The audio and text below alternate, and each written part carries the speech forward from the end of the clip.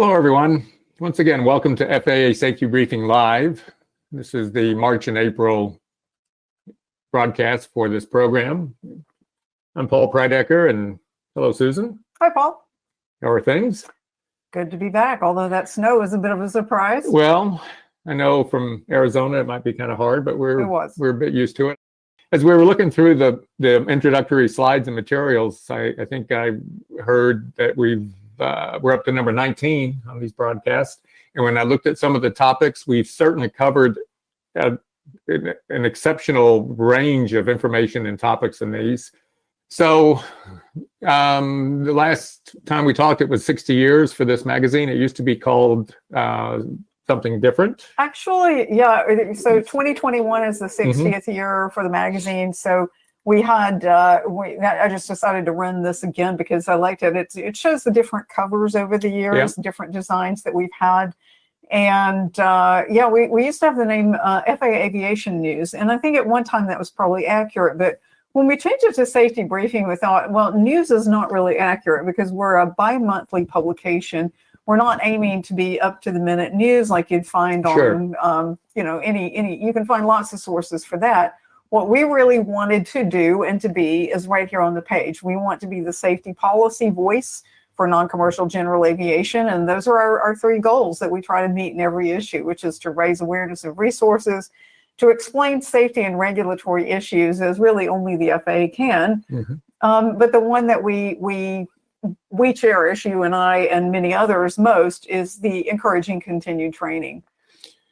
Well, all of us are works in progress when it comes to being pilots, and embracing continuous improvement is, a hallmark of being a professional pilot, whether you're flying your own Cessna or working at an airlines or for a charter operation. We all need to be finding ways to improve, and there's a number of ways to do that.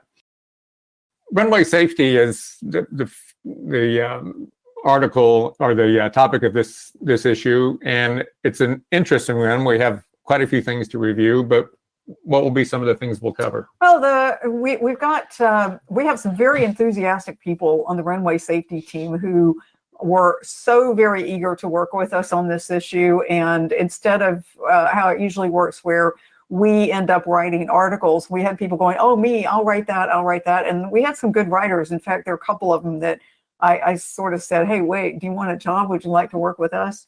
So we'll look at a lot of these topics and try to look at them, or all of the topics that are listed here. And we try to look at it, as always, in an engaging way and an entertaining way. Personally, I think sometimes the word infotainment is disparaged, but I think it's a perfectly fine word. And I think that it also expresses the idea that if we can't get content across in an interesting and engaging way, then we haven't succeeded. Nobody's going to care. Well, on the first column from Rick Domingo is the scoop on surface safety, but it starts out with the right comment and the right premise that we often are thinking about our time in the air. But sometimes our more difficult times and the ones that offer the most challenges are a time on the ground. As somebody who used to fly in and out of O'Hare, I can tell you that has some challenges associated with it for a variety of reasons, but also at just small airports that perhaps you're not familiar with, you've never been to before. So this actually gets into the idea that what we do on the ground is every bit as important as what's happening in the sky. And there's some nomenclature and some terms that are introduced. Well, and the fact that it sort of starts off with, we assume that, just as you said, that the flying is the tough part. We're on the ground. Hey, what can possibly go wrong? Well, everything. And here is a place where, unlike the big sky, you're a much smaller piece of the ground and you're not operating in 3 dimensions, and it's much easier to make mistakes, and some of them can be dangerous. So the complacency, that how hard can it be mindset, is a problem. And as it says in here, you never think you could be that pilot, but hey, most of us have been. So the other thing that's in this piece, I learned a lot from getting this issue ready. There are a lot of different terms that are used in talking about surface safety. An incursion, runway confusion, runway excursion, which that's kind of obvious. And the runway excursion is not, let's go for a picnic. That's yeah, on the side of the runway. yeah, it's on the side of the runway, but it's not the kind you want to be on.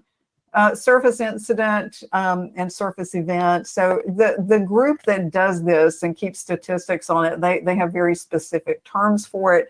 But truthfully, all of it comes down to if you're in the wrong place at the wrong time, it's the wrong thing to do. And like everything that's safety related, there are risk mitigation strategies on how to handle some of this. And we'll, of course, we'll address them and talk about some of the tools and technology. I know you have an article later on in there where you talk about an event that you had, which was interesting, but I think everybody at one time or another would admit to being a little bit confused on where they're going on the ground and have made some mistakes. I've certainly made my share of them. And when I used to talk to people about flying in and out of O'Hare, I always would say, O'Hare is just an airport. I mean, you're going to fly an ILS or a visual approach. I mean, the airport itself is nothing different, really. I mean, it's a little bit busier. It's just once you get on the ground, Then it's challenging. then it starts, Right. and it's requires some preparation, but it also, all of your things about the way you think it will happen, you have to be aware that sometimes your expectation bias will get you in trouble. Well, that's the thing that gets us in trouble in so many ways, in anything, but especially in aviation. The other thing, you notice this term wrong surface event. I've seen that a lot more. And at one point, I was looking to use that as a more umbrella term for the entire piece of the entire issue. But because I had this really clever title in mind and everything else. And they set me straight that, no, we can't do that because there are too many different terms. So there we go. Okay, so let's dig in a little bit. The next one is it's anatomy of a wrong surface event. And although it's a helicopter pictured in the photo there, it's really about an aircraft that basically made a couple of mistakes and had to take some, action to avoid it. And your author, Nick DeLaTelle, does a really nice job. He talks about, dissecting an event.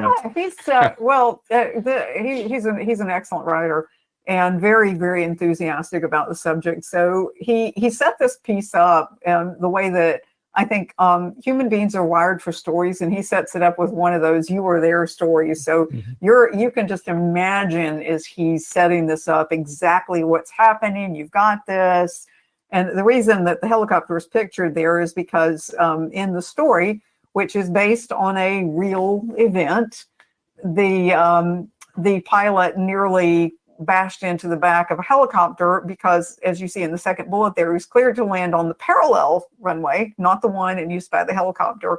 And when he checked in with ATC, he got those words, possible pilot deviation, contact the tower at this number. So that contact the tower at this number or contact the facility is not something any pilot wants to hear. However, this is where, and skipping toward the end of the bullets there, we talk about the compliance program, that this is not about punishment. It's not about enforcement unless it's something that is reckless or willful. That if people have made a mistake, it's about accountability and correction. So the pilot and the team sat down and they talked about it. And this is how they dissected it.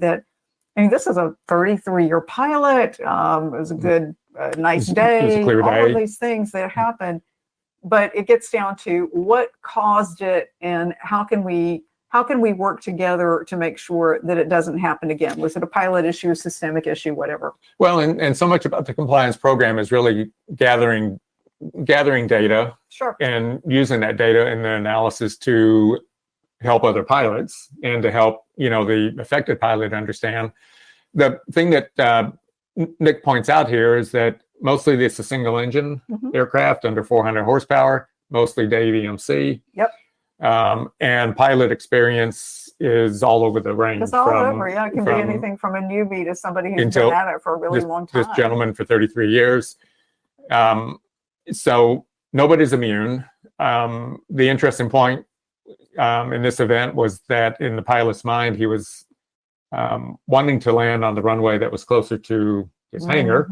and had that in his head, but that's not what he was cleared to do. Yeah, I mean, sometimes you hear what you want to hear, and I think that's called expectation bias or confirmation bias. And for sure, we've all been there.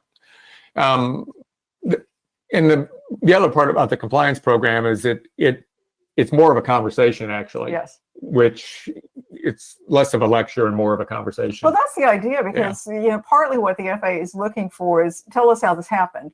And I can think of another incident where involving an air carrier in recent months, and it turned out to be when they sat down and talked to him, there was a systemic issue. There was something about the way the lighting was that was causing pilots to be confused, and momentary confusion when you're moving really quickly, especially at night, can be deadly. And so it was something that, by talking about it and by having the conversation and really digging for the root cause rather than you messed up, then that actually probably prevented some future accident. And that's the idea. Absolutely. So your colleague Paul Cianciola has this article about hotspots part 2, which is a takeoff on hot shots. Yes. So yes. And I love the graphic for this one with the fire. And it's about certainly the obvious things about how we handle whole short lines, but there's certainly other things about it as well. And if you get into the article, they talk about hotspots, of course, and some of the symbols used for hotspots, which over time has been evolving to make it a little bit more clear. It's upon every pilot, no matter what the airport, to have an airport diagram in front of them and to go through it. I used to tell people in the air carrier world, don't release the brake until you're sure where you're going to be going, especially in airports you haven't been to before, especially at night, which is more complicated, especially with older eyes. It's a little bit more difficult to see. No, really? Really? Yes. I know. But and a lot of the apps we use that have airport diagrams on them, all of these have hotspot indications and nomenclature and symbology. Somebody once asked me what, I think it was my first officer said, one time at O'Hare, he said, we should review the hotspots, for our taxi route. And I said, the entire airport's a hotspot. Yeah, that's one way to look at it. Everything's a hotspot. Well, I flew out of generally less complicated airports, but certainly there were ones with hotspots. And the definition right there is at the beginning of this page. It's a location with a history of potential risk of collision and where heightened attention is necessary. And I think it used to be that it was sort of a mysterious thing that you either had to look really hard or you had to be a local to know. And then one of the things that the runway safety team has done over the years is say, hey, wait a minute, we need to show people where these are. And so now they're using circles, but as you see in the when you get into the article, as Paul indicated, there's some information about how they're constantly looking at the symbology to see how they can make it better. And as you see on the third bullet there, is to standardize the depictions so that you can kind of like standardizing runway signage, which wasn't a thing for the longest time. Always surprised me. So yeah, this is about trying to point out the hot spots, but also make sure that there are other potential trouble that you can get into that you stay out of. Well, the aim is specific on some of this, but Paul does a good job of talking about the failure to hold short or a clearance to taxi to a runway doesn't mean you can cross other runways. And the bottom line is, if you're ever in doubt, just stop and ask. There's an urban legend that floats around, taxiing airplanes at O'Hare. The common thing we used to hear all the time from pilots was, well, you'll be okay at O'Hare as long as you never stop. So even if you make a mistake and you make a wrong turn, just keep taxiing because O'Hare will yell at you if you stop. Well, they might, but they're going to yell at you more if you cross the runway or someplace you're not supposed to be. And there could be a really loud noise. We always told people, yeah, we understand kind of the spirit of how to get along with the controllers at O'Hare, but if you're truly not sure, stop, especially low visibility conditions and things like that. You know what? I hadn't heard that one before, but let me just make this very clear. Urban legends don't work in aviation. That's right. If you unless it's in the AIM, unless you can point to a written thing, don't do it. I think that's good advice. I don't think you'd ever find that in the AIM. Yeah, we used to counsel pilots all the time and say, Right. you know what? If you're new in operating at O'Hare and you're not sure, just stop, just ask.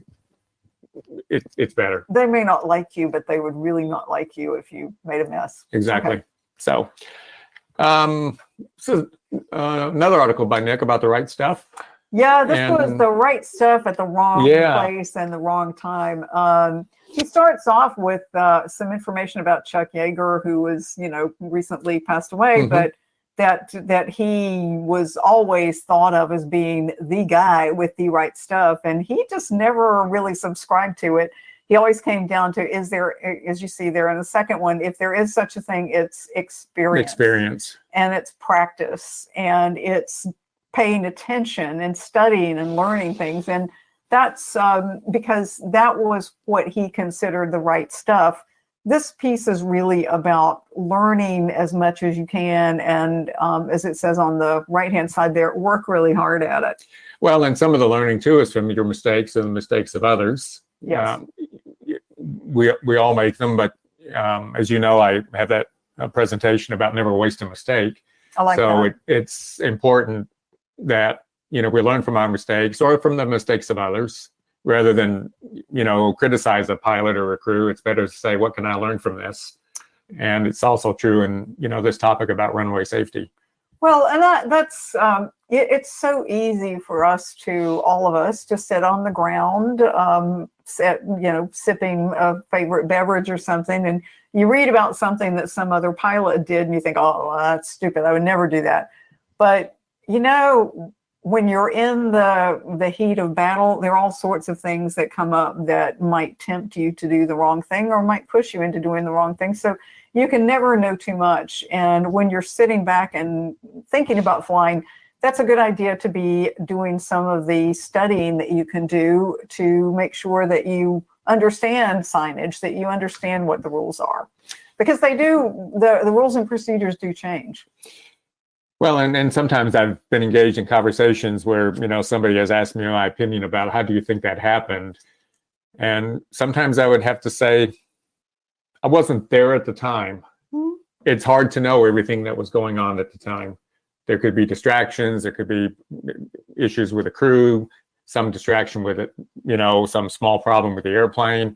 You don't actually know all of the dynamics that go into what leads up to a mistake. And again, that gets back to the reason the compliance program is structured the way that it is that in order to figure out what you weren't there at the time, but what if you had been? What could have changed what could have made the difference? What could have broken the chain that led to an incident or an accident? So.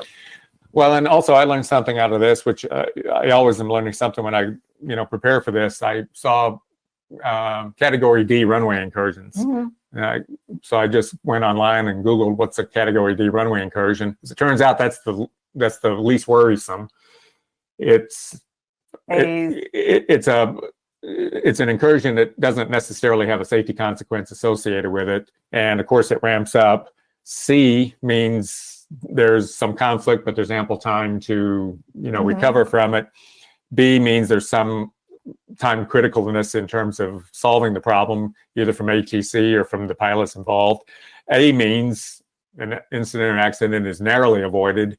And then there is no scale beyond that other than an accident or an incident. Yeah. I can tell you from the FAA tracks all of these carefully, because the whole idea is to try to stop them and prevent them from happening at all.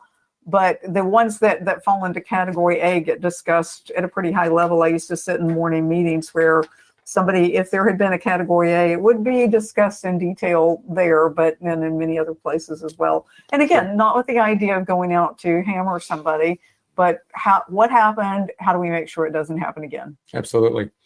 So we talked a little bit earlier about some of the technology available, and this next piece by your colleague James Williams, Safe and Sound on the Ground. It's really about what can we use technologically to help mitigate some of this? Yeah, it starts with so you're flying around and you can see everything. You see roads, you see directions, you can see airports, and everything just seems so obvious when you have that bird's eye view. And then you get on the ground and suddenly you don't. No more bird's eye, and everything can be very confusing. Mm-hmm. But fortunately, because now our electronic flight bags, whether they're tablets or panel mounted or whatever they happen to be, they give us so much information. You have this little own ship possibility, so you can see exactly where you are. A lot of apps will talk to you and tell you where you are. Or especially if you're about to cross the whole runway. short Line. Mm-hmm. Another thing, a trick somebody showed me several years ago, I had never focused on this before, but now I absolutely know it exists. You can go into some of the apps on the chart and pull out an electronic highlighter and highlight your path so you see exactly where you're supposed to go. So there are so very many tools out there to help you. And some of them have track vectors. I love track vectors because that shows you where you're going to be if you keep going. Yeah, I've used these. Last year was when I was doing quite a lot of flying. I had one of the popular apps on my iPad. It had ships positioned, all coming in from ADS-B essentially, and it was wonderful. However, it's still not a substitute for looking out the window. Oh yeah. Right. We shouldn't forget the basics about, seeing a void really does mean see, but having these tools available to us sure makes it a lot easier. And again, especially at night, at unfamiliar airports. And sometimes it's just the simple things. It's how do we get out of the ramp area? Sometimes it's just as simple as we're not sure how to get out of the ramp. And once we're on a taxiway, it's not too bad. Yeah. But sometimes the most difficult part was, where are we parked in this large ramp? Where's the nearest way out? And then in addition to all of this, you still have to write down the taxi clearance. Oh yeah, that's something I always do that just to make sure that, because there's something about sending it from my brain into my hand and onto a piece of paper that helps solidify it. So I never try to memorize things like that.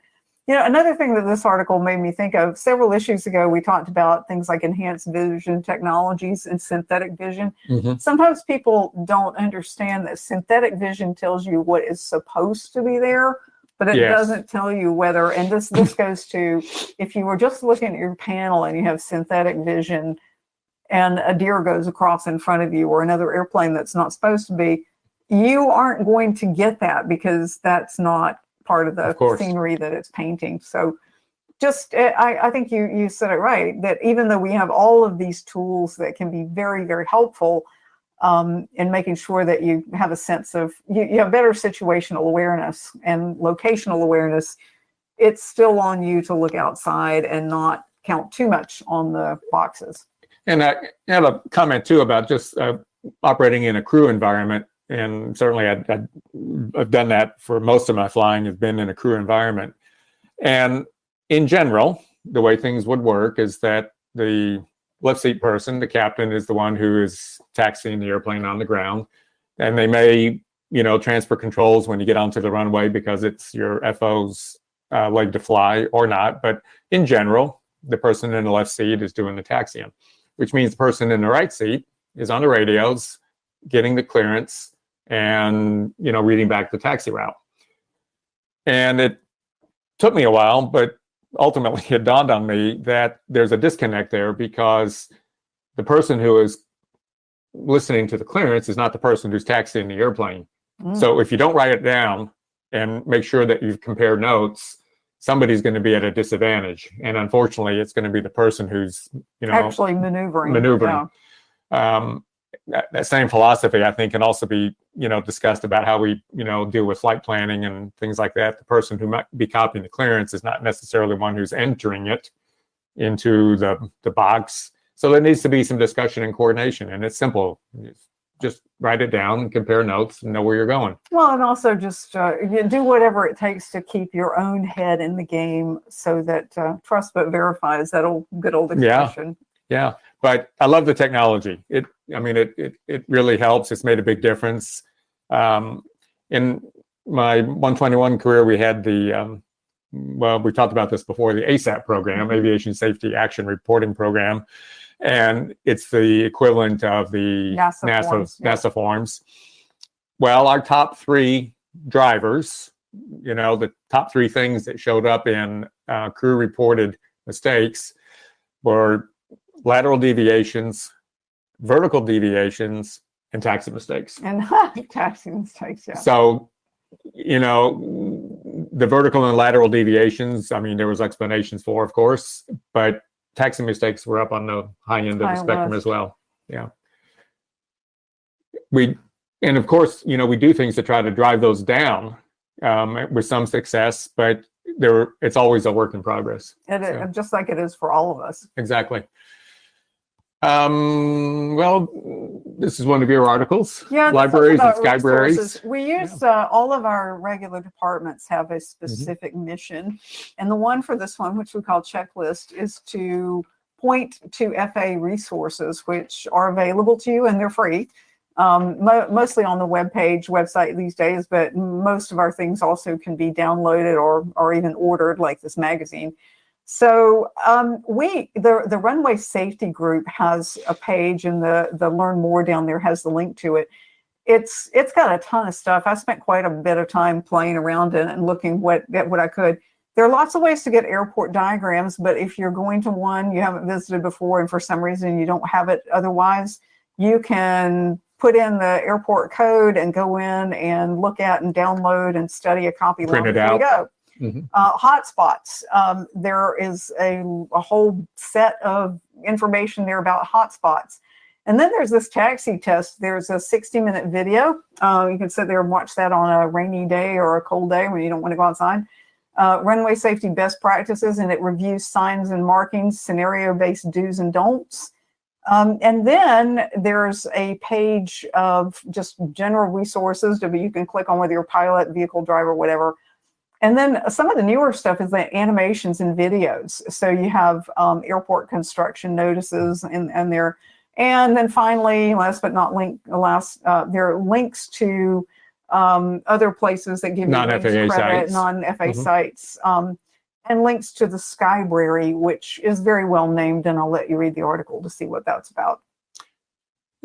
And a lot of these, I mean, these courses, some of them are, in the 50, 60 minute. There's a lot of them, though, that are just short little snippets and vignettes of things where there's some good tips and pointers. When I searched for what a Category D runway incursion was, I ended up at the runway safety page at the FAA's website, and just a list of resources. Yeah, this is what it's about. So I think we have learned, and we're still learning the lesson that you got to keep it short and tight to keep people's attention. So I think we're trying not to make anything too long or too complicated these days. It's an interesting word too, Skybrary. I know, I liked it. I wish I'd thought of it myself. I might have borrowed that from some reason.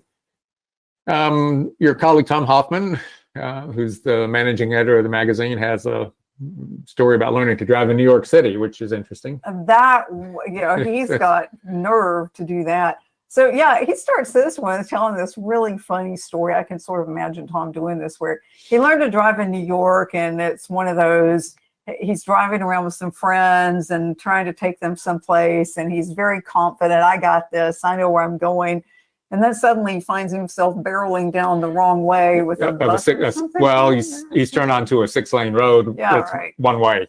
Not a good thing to do. Yeah. So this was the setup to the fact that mistaken identity can lead you to a wrong surface event, and that he talked about expectation bias, confirmation bias, thinking that you know what you're doing, and then suddenly, whoops, you didn't. So he talks here about the runway safety simulator, and something that I really hope everybody will take a look at. The FAA has this video series now called From the Flight Deck. And they keep expanding it. It is being, I think it says there's 25 now. There may be more than that by the time we've gotten to now. A bit more now. But it's a lot. They're constantly adding to them. So You get actual approach and taxiway footage captured with cockpit mounted cameras. So you can really put yourself literally there and see what's going on and see hot spots and see what it's supposed to look like. I would add that there are apps that will do that for you as well nowadays, and it seems pretty obvious, but my goodness, if you do just a little bit of research before you go, you can save yourself a lot of trouble and from doing the aerial equivalent of barreling down the runway street.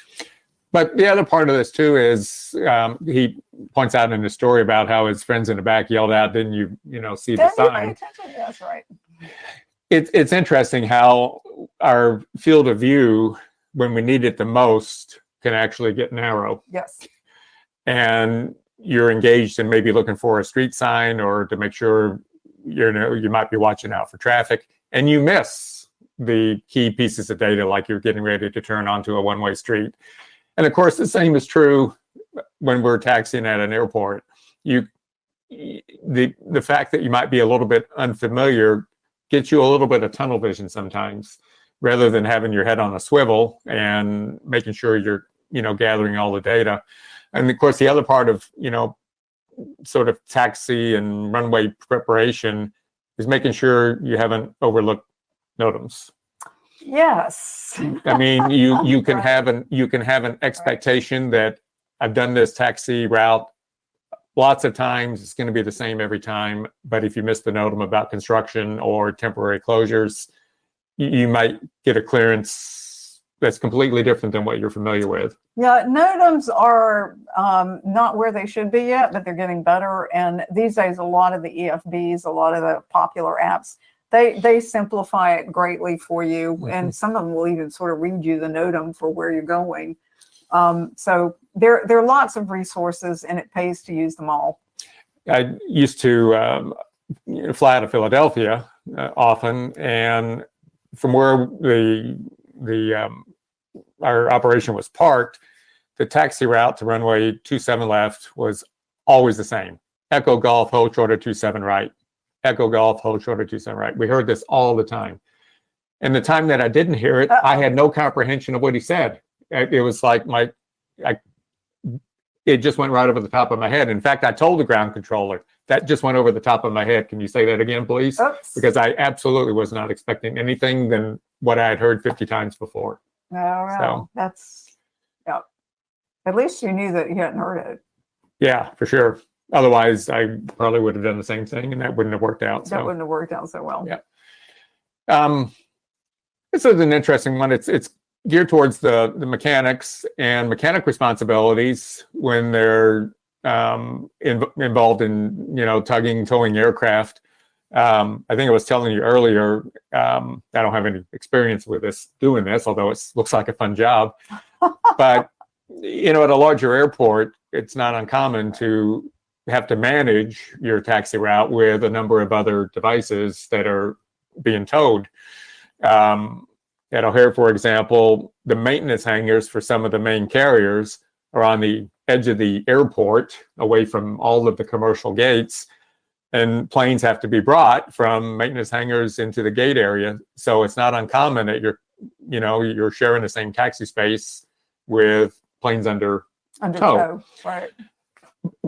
At O'Hare in particular, those individuals who do that, they have the same language and the same quality of communications that pilots do because it's ingrained in them and they're obviously well trained. So a lot of the things that we see about strategies for maintenance people, about reading back, make sure you're on the right frequency, make sure you get a taxi clearance. I mean, it's all pilot stuff, just adapted to a different operation. To driving a vehicle instead. Yeah, and there are specific resources for vehicle operators and mechanics, and the things that when I was reading through this and looking at the pieces of advice here that are aimed at mechanics, I thought, well, really, all of these are true for pilots as well. Know the difference, markings, memorize the signs and their meaning, situational awareness, rules and layout, ongoing training. We all need to do that. Mm-hmm. And then it says in the last bullet, you have the same responsibility as any pilot. I would say pilots have the same responsibility as a mechanic. Absolutely. Taxiing taxiing. Absolutely. We're all sharing the same space. We're all sharing the same space, so Yeah. we all owe it to each other to be careful. Safety professionals, runway safety is a group of FAA individuals who have led a lot of these initiatives. They are, and so I had known some of these people over the years in different organizations. As I said at the beginning, these people are super enthusiastic. They were a lot of fun to work with in putting this issue together because they care very deeply about what they do. So they have a national runway safety plan, and this article, of course, introduces some of them. It turns out that the FAA has several different organizations within the FAA, all have runway safety responsibilities, depending on where they are.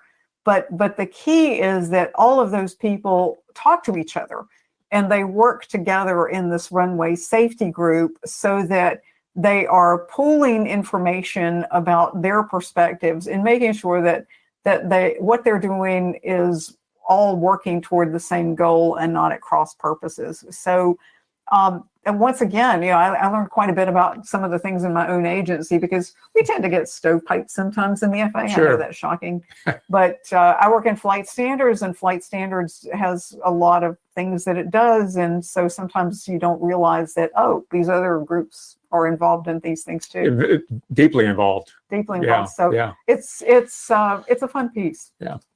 So FAA Faces, this is about, well, he's authored a couple of articles here, Nick Diotel, so he seems like he's passionate about this. Yeah, and as I said, he's an excellent writer. I've kind of, I think I'm looking to ask him if he ever gets tired of doing what he's doing, if he wants to come to work for us.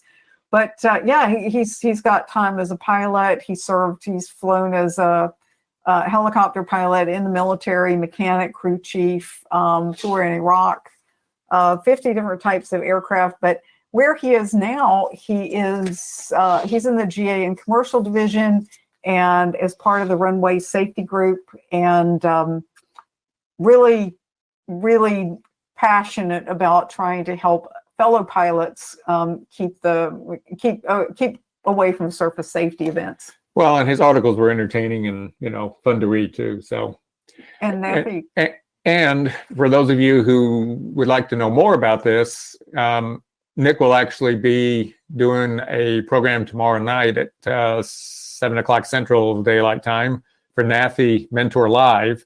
So he will be, he's the guest on NAFI Mentor Live. Again, the topic for the entire hour will be runway safety. So if you want to tune into that, it'll be very informative, and you'll have a chance to see Nick in action. Absolutely. Yeah. Right place, wrong surface. You wrote this. Yeah, this was my confessional. This is kind of a confessional. Yeah, it was. So you can read the story. I won't give it all away, but essentially, I was cleared for one runway. I lined up for the other because I wanted to hear that one. Of course. And so I realized just as I was on short final, when the controller cleared me to land on the runway I was about to land on, all of a sudden it occurred to me, oops. But here's where the compliance program worked out again. I was very humble. I offered to go around, and he said no. But I mean, the whole thing was, hey, this happens. We just want to make sure you're aware and just be careful. And I have always been super careful ever since. So I tried not to waste the mistake. I tried to make sure I did all the right thing. Well, and as long as you had a confession, I mean, can't give all of my confessions away because there's too many of them. But early in my airline career, I did actually land at an airport late at night, and we taxied to the gate. And when we got to the gate, the ground controller said, "Oh, by the way, Tower just wanted me to pass along that you were clear to land." Oh, because we didn't get a clearance. Forgot to ask. And at an airport south of here in Rockford, one night I took off in a single engine airplane on the wrong runway. Oops. And they saw what I was doing. I said, "Hey, I'm sorry. I see what I just did." They said, "Yeah, have a good flight. We'll see you." So I think that so much of it is about, this is not about trying to punish people. It's about making sure that you're aware and that you know what happened and you have an opportunity to think about it and learn from your mistakes. Yeah.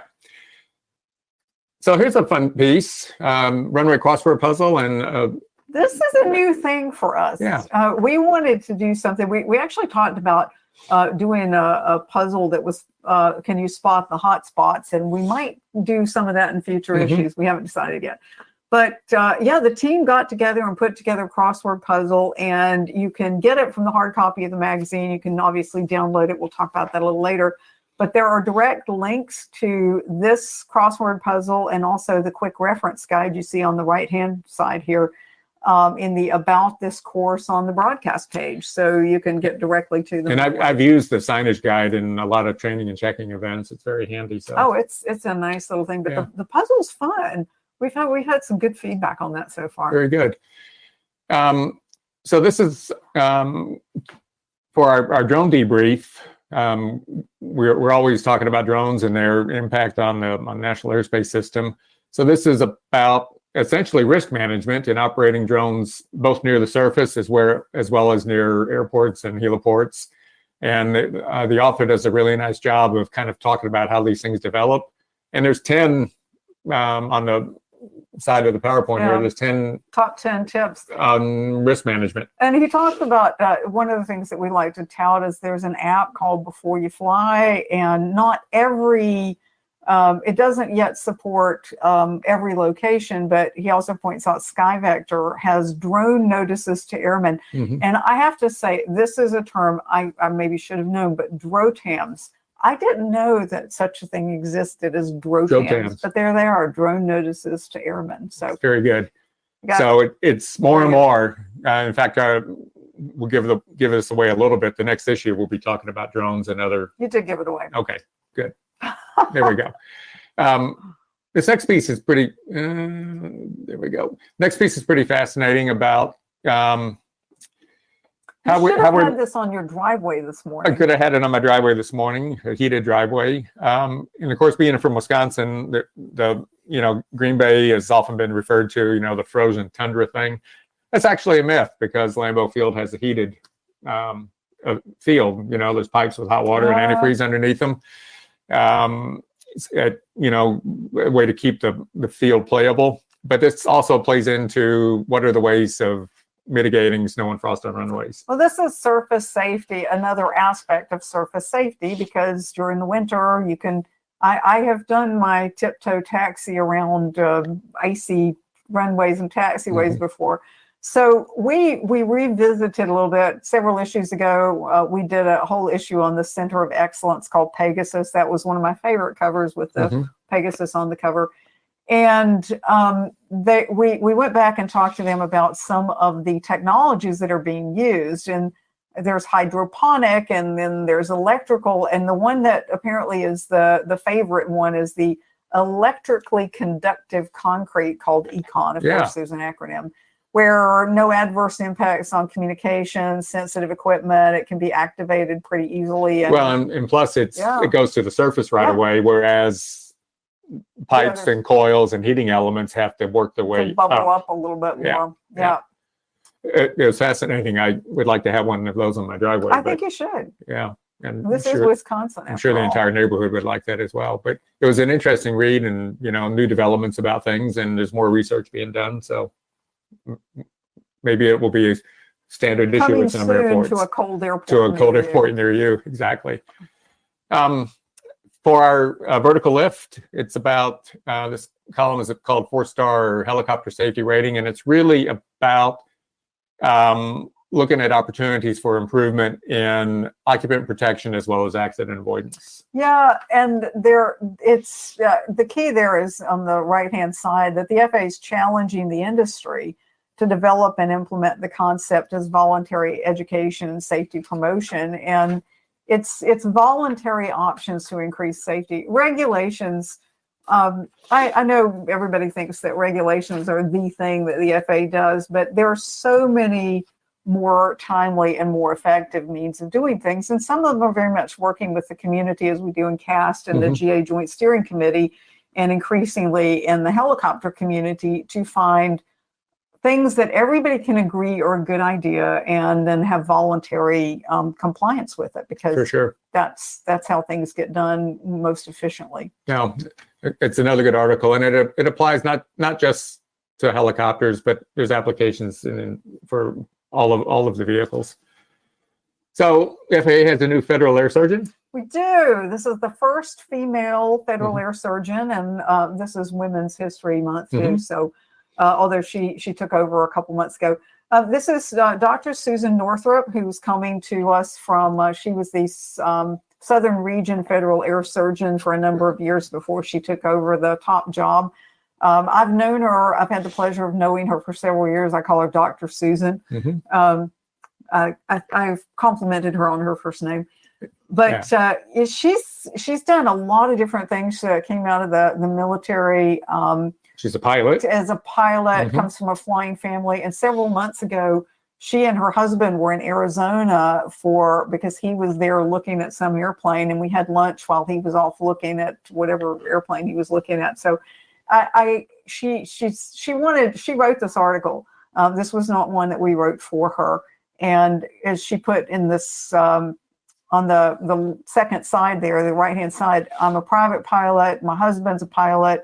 Our family understands general aviation, and I'm absolutely committed to, to getting airmen into the sky. So she gets it. She knows who we are, and that medicals are important to us. Well, she's an advocate for it. Absolutely. Yeah, for sure. And it sounds like they have a bunch of airplanes that they're. Yeah, I'm jealous, actually. Yeah. Condition inspection is basically about eye exams, and it goes through what, the basic requirements are. Seeing I'm not even sure what that's called. Refractometer, maybe. I don't know. It reminds me of when I went in one time, they said, "Are you here to have your eyes checked?" And I said, "No, I want them both the same color. Thank you." Oh. All right. It's one of those. Yeah, it's a dad joke, It kind of is. But anyway, it is about, acuity, the importance to stay up with it, get correction if you need it. And it has a direct relation to runway safety events, because it talks about your acuity and time of correction, and especially at night. Our airline had this, not a rule, but a best practice that said, don't turn on the nose landing light because you may, affect some other pilot's vision.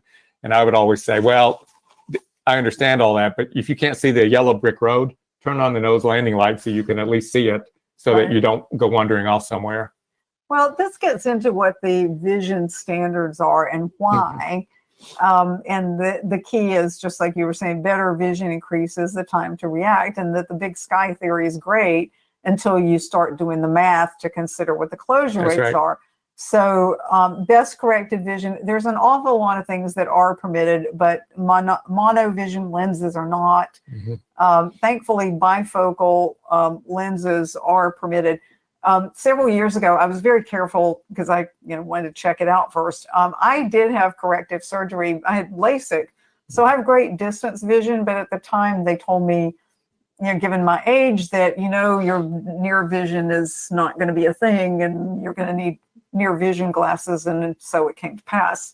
But hey, I take off my glasses and I can see in the distance just great. Yeah, and it also, it's not only runway safety, but just spotting traffic. We've all had the situation where a controller calls out traffic and you can't see it. You think, how can I miss an airplane that's 4 miles away? And somebody gave me a tip years ago that said, if you can see the ground, look at something that you think might be 3 or 4 miles away, hold that focus, and then move up, and you have a better chance of spotting the airplane, because you get this, I think they call it empty field myopia. Yeah. Now, there's another factor in here that I thought was interesting, that color vision that has traditionally been considered adequate, it may be changing simply because I think the term they use in here is color-rich environment.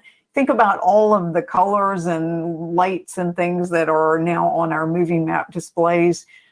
This is another thing. I think most people know that polarized lenses don't work so well on the flight deck, and I used to love them, but until I started flying and realized that, oops, this doesn't work so well. And especially not with moving maps and glass cockpit screens. This next is roll of honor between the people who won the Wright Brothers Award as well as the Charles Mechanics Taylor Award. Master Mechanic Award. One of the things that we do once a year, and this was the issue, and this is the typical time we do it, we want to honor the people who have achieved that 50 years of accident-free flying or maintenance, in the case of the Charles Taylor Master Mechanic Award. And it is very gratifying, actually, to see how many there are. I think there are 3 pages. 3 pages of pilots. And almost a full page of mechanics. So that's something, I have a few years to go, but I still aspire to get there. I guess I should start counting, but yeah, I think I have a few years to go as well. So I got a late start. But I've had the privilege of attending several, including one fairly recently, a virtual ceremony for that.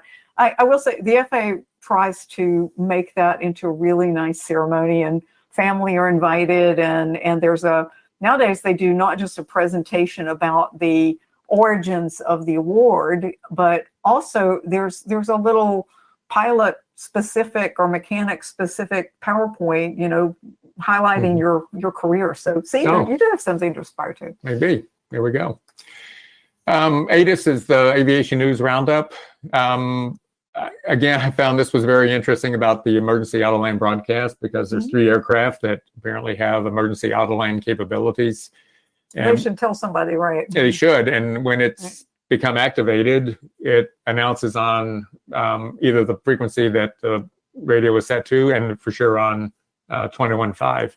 And then the announcements, get more descriptive about what's actually happening, so that pilots can be aware. The other one to really point out here, I mean, all these things are good, but there's also something on the dynamic regulatory system. The FAA has been working on that, called DRS, of course, for several years, and it's going to replace the Flight Standards Information Management System and the Regulatory Guidance Library. It's pulling everything together, updated a couple times a day. And one of my bosses likes to call it Google for aviation regulations. And there are some other people who say, no, it's way better than that. So I think it's really good stuff. The agency's been working on it for quite a while, and I believe that the community will find it very useful. Certainly we will internally as well.